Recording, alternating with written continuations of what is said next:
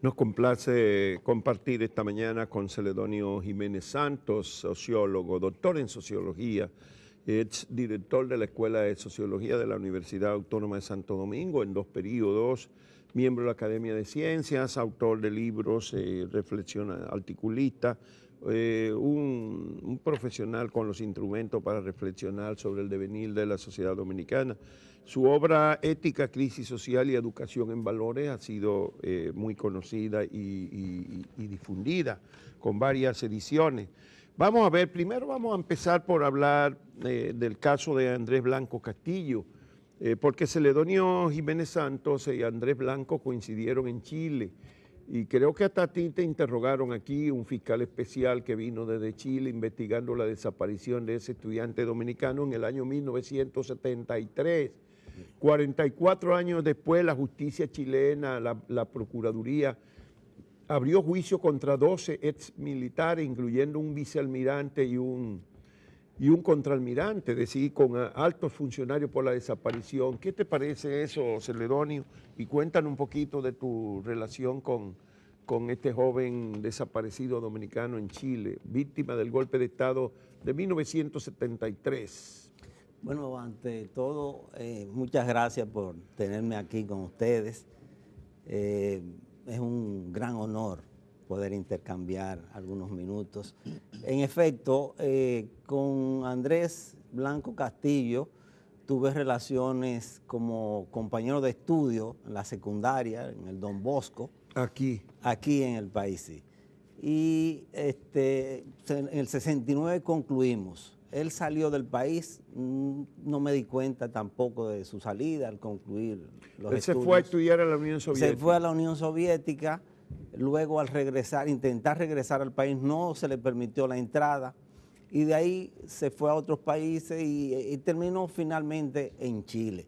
Esa foto es, ahí está Celedonio Jiménez y el otro jovencito es Blanco Castillo, Andrés Blanco Castillo, el que desapareció, el del pantalón blanco. Exactamente. Eso fue una allá plaza en Chile. de Chile, de Santiago, Chile, Vicuña Maquena. Sí. Bueno, pues yo llegué a Santiago en el 1973, mayo específicamente, a un congreso de la Organización Continental Latinoamericana de Estudiantes. Fui en representación de la Federación de Estudiantes Dominicanos. Y cuán grande fue mi sorpresa que en el acto inaugural lo vi, él fue a ver qué dominicanos asistían a ese evento. En efecto, fuimos 3. Y repito, fue una gran sorpresa porque no conocía de su paradero inmediato. Tuvimos juntos ese periodo, mientras duró el evento, me visitaba y salimos a algunas partes. Esta foto es precisamente en una plaza de Santiago de Chile. Me comentaba siempre muy favorable al gobierno de la Unidad Popular. Luego yo al regresar del país y transcurrido algunos algunos meses, me enteré, porque salió en la prensa, de su secuestro, desaparición y posterior asesinato. Sí. En efecto, con respecto a ese hecho, 44 años después, aquí en el país ha venido un fiscal general de Chile a indagar sobre ese caso, puesto que hay una demanda, creo, del Estado Dominicano en relación a ese asesinato. Yo pienso que es un hecho muy significativo, expresa un ejemplo de institucionalidad y expresa, como decía nuestro padre de la patria, que el crimen no prescribe y no queda jamás impune. Yo pienso que 44 años después de ese acontecimiento, que hoy se esté indagando, tiene que ser un gran ejemplo, específicamente para nuestro país, donde tenemos una institucionalidad tan débil, tan quebrada. Sí, hay un amigo Juan Canet, que vive aquí, es argentino, y nos escribió sobre el artículo que publicamos ayer en relación con este este procesamiento judicial de 12 militares, altos militares, incluyendo un vicealmirante y un contraalmirante, acusados de la desaparición de este joven estudiante dominicano. Y decía él, escribía diciendo que efectivamente los delitos de lesa humanidad, como son las desapariciones forzadas, no prescriben, aunque hayan pasado 50 o más años. Concretamente en Europa, especialmente en Alemania, se ha llegado a juzgar a ancianos de 90 años que participaron en los campos de exterminio nazi de la Segunda Guerra. Las Naciones Unidas también califica los delitos de lesa humanidad como imprescriptibles y en Argentina muy recientemente se ha llevado a juicio no solo a jerarcas, sino a personal militar subalterno que ejecutó las órdenes de tortura y desaparición. Incluso 3 jueces federales de la provincia de Mendoza acaban de ser condenados a 30 años por no haber diligenciado los recursos de habeas corpus presentados por familiares de desaparecidos, y esto a 41 años de ocurridos los hechos. De hecho, deberíamos aprender del pueblo judío cuando sostiene memoria, memoria perseguirás. Dar vuelta a la página con el argumento de no revolver las heridas del pasado es ponerse del lado de los que cometieron esos hechos y además tratar de borrar de la memoria del pueblo las aberraciones que cometieron, con lo cual pueden volver a repetirse. Gracias a Juan Carlos Canet por mandarme estas reflexiones en relación al artículo que publiqué ayer en el periódico Hoy, porque fue la semana pasada que se dio esa orden de procesamiento judicial contra esos 12 militares y se estableció cómo lo detuvieron, el nombre del jefe de la patrulla que lo detuvo, dónde lo condujeron, dónde pasó después. Hay testigos del estado de bajo tortura física y moral en que estaba, desapareció, luego encontraron un cadáver 6 meses después que se presume que era de él por la vestimenta y las características, no le hicieron las pruebas correspondientes, lo depositaron en una fosa común y no ha podido ser identificado exactamente esos huesos 44 años después, pero sí se abrió entonces proceso por desaparición, por secuestro forzado de personas, esos 12 militares. No, se evidencia que hay una gran investigación. El hecho de que hayan venido al país, que haya venido una figura de ese nivel, fiscal general, a hacer un interrogatorio, una entrevista a un grupo de dominicanos que de una u otra forma conocimos a Andrés, trataron, y que estuvieron en algunos casos días antes, el mismo día de su desaparición, en intercambio con él. Es el caso de Gustavo González y Melba Barnett, economistas, y de Isis Duarte, que murió. Ellos 3 estuvieron con él el día en que él decidió irse para Valparaíso, poco día después del golpe de Estado. Creo que él trataron de disuadirlo de que no se fuera, que era un riesgo salir, pero él se fue y lo cogieron saliendo de la estación del tren cuando llegó a Valparaíso. Y mientras sucede con los que cometieron delito en Alemania, en Chile, en Argentina, aquí todavía no hemos podido hacer ni siquiera una comisión de verdad.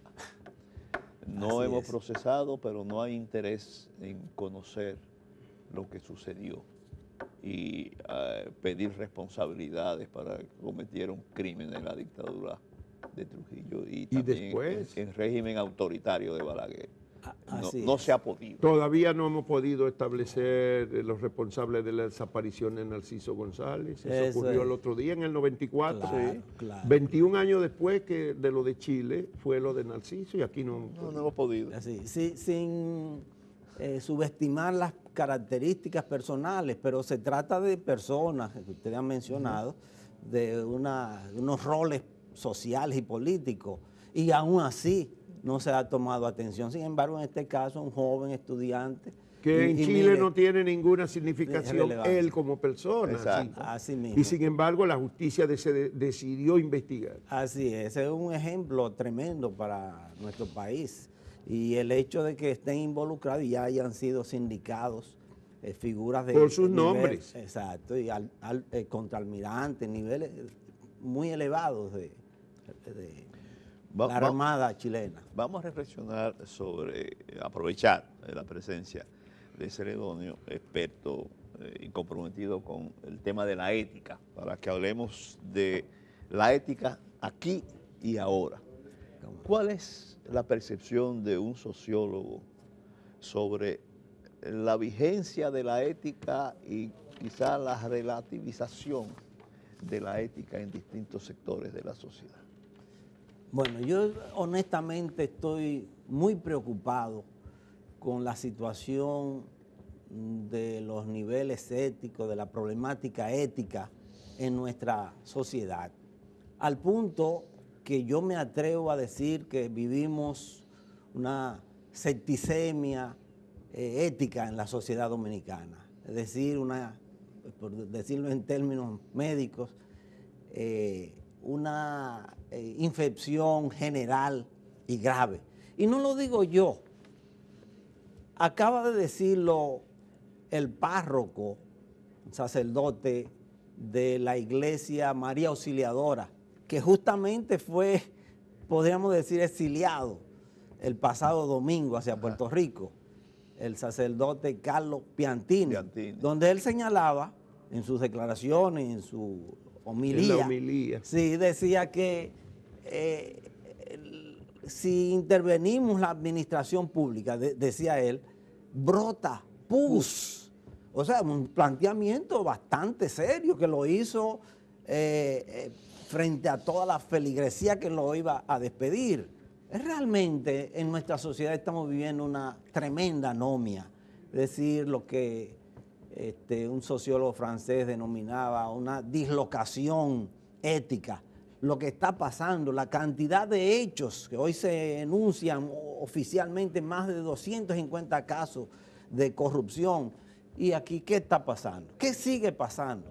O sea, eso nos demuestra los niveles a que hemos llegado en términos de los vacíos, de las lagunas éticas. En este país se ha llegado a incriminar como delincuentes y personas que han caído en actos de latrocinio a altos funcionarios públicos por la prensa, con nombre y apellido. Y esos funcionarios no responden. Yo estoy altamente sorprendido. Específicos, pero ninguno prospera. Siempre hay un no al lugar. Siempre hay como dicen, como se ha puesto de moda decir ahora, un mareo. Se entretiene, se busca entretener a las personas. Pero ciertamente vivimos una situación que yo creo que nos conduce a un derricadero. Yo he planteado como sociólogo que veo nuestra sociedad como patas arriba. Y este problema ético es una de las manifestaciones más serias en términos de el destino inmediato de nuestra sociedad. Una sociedad que tiene estas lagunas en el orden de la conducta moral. Es una sociedad que lamentablemente no va por buen camino. Y en ese contexto, su valoración de la Marcha Verde. No, yo creo que la Marcha Verde ha sido lo mejor que le ha pasado a este país en mucho tiempo. Antes de la Marcha Verde, antes de enero del día 22 de enero de este año, había una gran dispersión, una gran pasividad en una serie de sectores. ¿Qué ha pasado después de la Marcha Verde del 22 de enero? Una gran integración. Lo que hemos asistido a estas marchas, hemos visto la gran diversidad de sectores que han encontrado en la Marcha Verde un conducto para manifestar sus grandes frustraciones, sus grandes expectativas en términos de que esta sociedad cambie. De modo que yo me alegro sobremanera y pienso que todos los sectores sanos de la sociedad dominicana deben empujar ese proceso, esa lucha, esas marchas. Bueno, los políticos más señalados tienen confianza en que eso va a pasar, en que la gente se va a olvidar, que eso es una cosa coyuntural, momentánea. ¿Tú piensas lo mismo o tú crees que hay una toma de conciencia vigorosa en la sociedad sobre el problema de la corrupción y lo que cuesta a la sociedad? Lo que ha venido pasando es que ha sido un movimiento creciente. Los que asistimos a la marcha del 22, los que hemos asistido a las otras marchas y vimos lo que pasó en la última marcha acá del distrito, nos damos cuenta que lo que ha habido es una creciente toma de conciencia. Yo creo que se trata de un movimiento esencialmente social que plantea objetivos muy precisos, muy claros, y que en la medida que esos objetivos se mantengan, que no desaparezca la razón de esa lucha, no puede desaparecer, no va a desaparecer el movimiento, la Marcha Verde. Y yo creo que podría desaparecer luego que se consigan los objetivos, porque en definitiva los movimientos sociales tienen propósitos.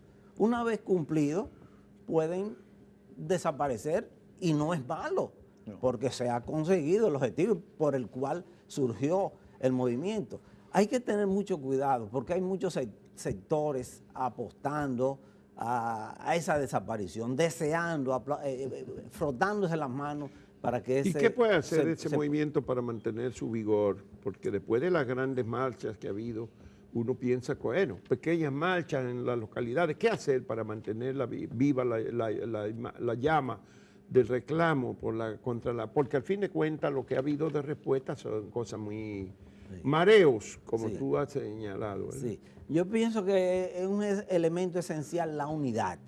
Es un movimiento disperso, como dije, en términos más bien diversos, más que disperso, diverso.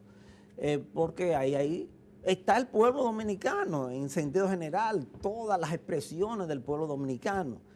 Entonces, ese es el aspecto que hay que velar, que esa unidad de que ha sido objeto, que hace elemento característico del movimiento, se mantenga, que no se permita que ningún factor tuerza esa perspectiva unitaria de Marcha Verde.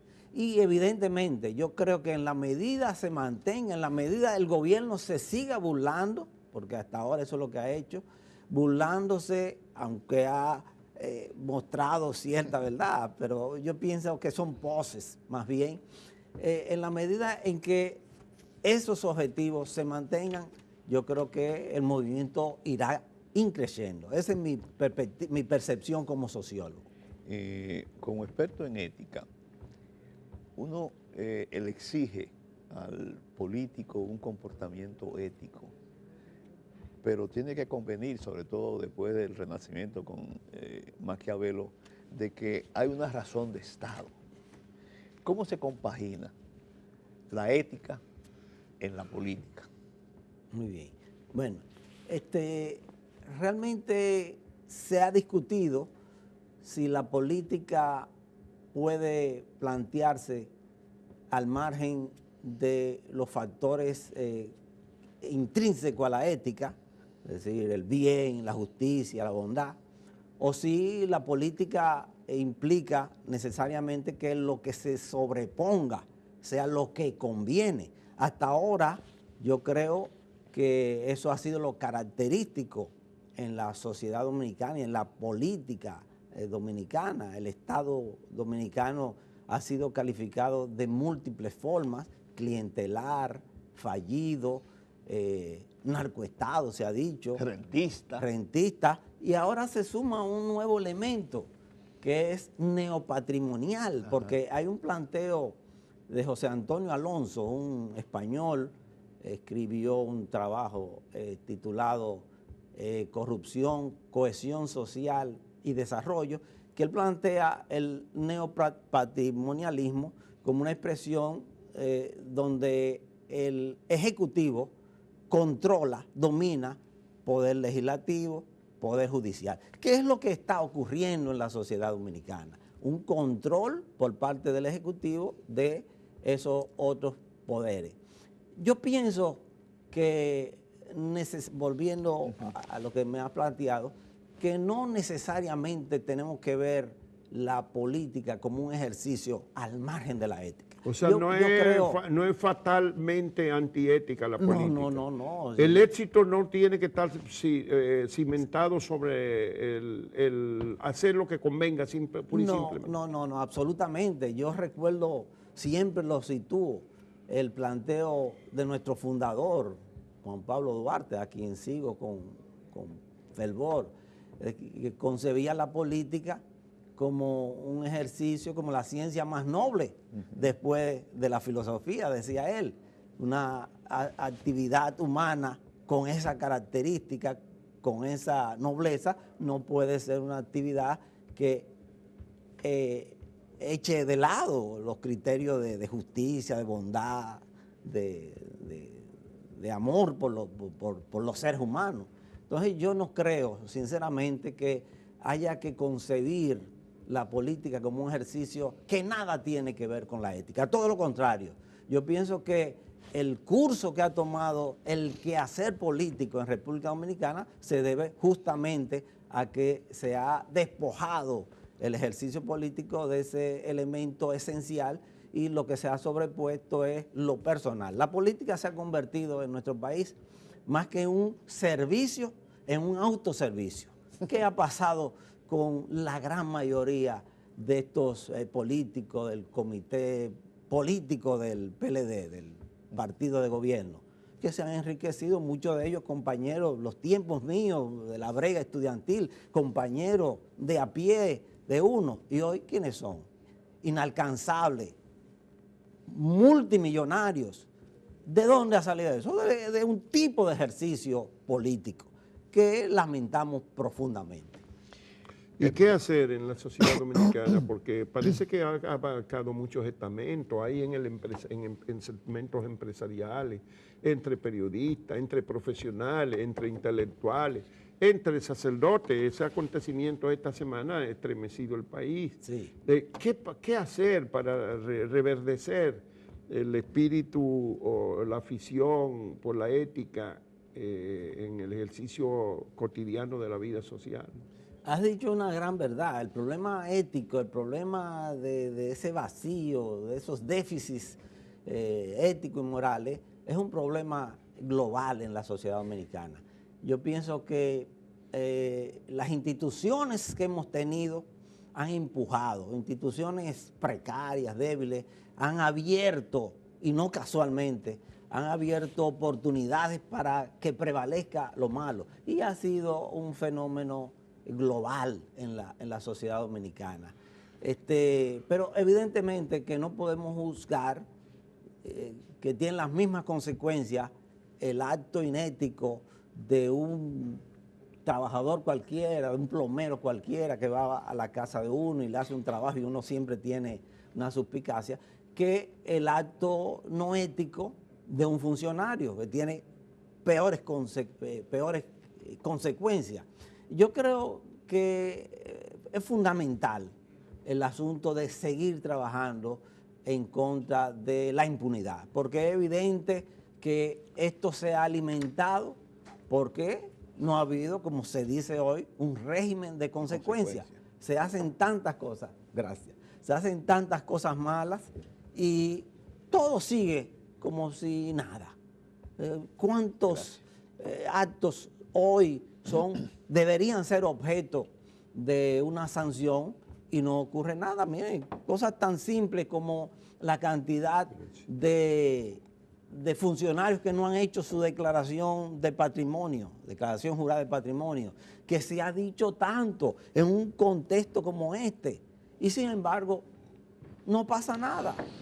Entonces, se modificó la ley hace 2 o 3 años para hacerla más efectiva, la ley de declaración jurada. Exacto. Y siempre se dice que no se le va a pagar a los que no hagan la declaración, pero le siguen pagando. Le siguen pagando. Se ha hablado recientemente de que la Cámara de Cuentas ha presentado unos expedientes de actos delincuenciales y sin embargo, ¿qué pasa? No pasa nada, no se quiere asumir. Eso es parte de la crisis ética que vivimos hoy. No se quiere Pero tú mencionas abordar. la Cámara de Cuentas. La Cámara de Cuentas ha presentado muchísimas auditorías que son reveladoras. Por ejemplo, acaba de publicarse, el periodista Esteban Rosario acaba de publicar la auditoría que le hicieron a la gestión de Abel Martínez en la presidencia de la Cámara de Diputados, donde él gastó 7,000 y pico millones de pesos en 6 años en programas sociales y dádivas y regalos y cosas y publicidad personal. Sí. Y de esos 5,000 y pico de millones fueron en reparto a pobres. Pero el presidente de la Cámara de Diputados puede gastarse 5.000 millones de pesos repartiendo a quien él cree. Absolutamente Y eso, negativo. pero la sociedad dominicana no considera eso nada. Para la sociedad dominicana es irrelevante eso. Esa es parte de la crisis ética. Yo he planteado en el texto que ustedes mencionaron, que elaboré, que tenemos hoy una crisis ética y esa crisis ética yo sitúo como alguno de sus factores determinantes el que vivimos una, como diría, una ambigüedad, una falta de claridad en cuanto a qué es lo correcto. Hoy día, diferente a lo que pasaba décadas atrás, hay padres que le dicen a sus hijos, mira, te colocaron en tal sitio, aprovecha la oportunidad. Y el que no hace eso, entonces lo juzgan como que es el que está actuando Es como un pendejo. tonto. Le dicen ahí, hijos que le dicen a sus padres, papi, pero tú no aprovechas la oportunidad, tú eres un tonto, tú estás desubicado en la realidad. Esa es parte de la crisis ética, que termina uno llevándolo a pensar, pero yo estoy actuando bien, lo que yo hago bien, la gente dice que eso está mal. Parte de la crisis ética. ¿Es posible hacer una diferencia entre moral y ética? Sí, en efecto, lo ético está situado más en un plano teórico, en un plano un tanto más normativo. Lo moral es algo más práctico y sancionado. Lo ético, una gente puede incurrir en una conducta no ética, pero esa conducta no ética no es sancionada judicialmente. En cambio, usted incurre en un acto inmoral, como es, por ejemplo, salir dentro de un convencionalismo social, moral, salir desnudo a la calle, y eso es sancionado moralmente, sancionado judicialmente. En el caso ético, ¿cuántos patronos le pagan indebidamente a sus trabajadores? Pero como hay un contrato de trabajo que establece que eso es lo que debe pagarse, ese es un acto no ético, pero no es sancionado judicialmente. Entonces ahí sitúo yo la diferencia entre lo ético y lo moral. Lo moral en un plano más práctico y sancionado judicialmente, jurídicamente, y lo ético más teórico y sancionado más en términos Celedonio Jiménez espirituales. Santos, ¿a quién es que hay que apelar para el gran esfuerzo de convocar las mejores energías de esta sociedad y renovar la ética en la gestión pública y en la gestión en la vida privada, en la vida de los grupos, en los grupos sociales diversos? ¿A quién es que hay que apelar? Bueno, es un conjunto. Yo no diría que es a un sector. Pero que Pero quienes yo tienen creo- las mayores yo- responsabilidades. Yo creo que lo planteé en un artículo, salió en el Hoy. Yo digo que lo que estamos viviendo, decía que somos una sociedad patas arriba, una sociedad que ha fracasado, y yo decía muy claramente, lo dice el texto, yo creo que hay responsables directos de esa situación, con nombres y apellidos que yo sitúo. Pero para no desviarme de la pregunta, yo considero que esos sectores que han sido justamente los que han dirigido, conducido desde el punto de vista político, liderado desde el punto de vista político, desde el punto de vista empresarial, desde el punto de vista cultural, desde el punto de vista religioso también, ¿verdad? Tú hacías mención a lo que hemos vivido en esta semana.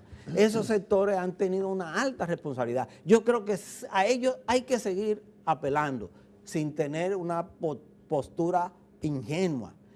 Y en ese orden yo creo que es fundamental dirigir los esfuerzos en el orden de lo que me plantea, destinado a que nuestra niñez, nuestra juventud vaya, como tú decías, reverdeciéndose, limpiándose de lo que encuentra en nuestra sociedad. Por eso yo creo que los liderazgos educativos son esenciales en el plano de la educación básica, en el plano de la educación media, en el plano de la educación universitaria y también en el plano de la formación informal, es decir, la familia. Bueno. Bien, vamos a agradecer la presencia entre nosotros de Celedonio Jiménez Santos, doctor en sociología y experto muy comprometido con el tema de la ética. Fue director de la Escuela de Sociología de la UAS y es miembro de la Academia de Ciencias. Gracias por acompañarnos. Muchas gracias. este Vamos a viernes. despedirlo con este cafecito Santo Domingo. Muchas gracias a ustedes.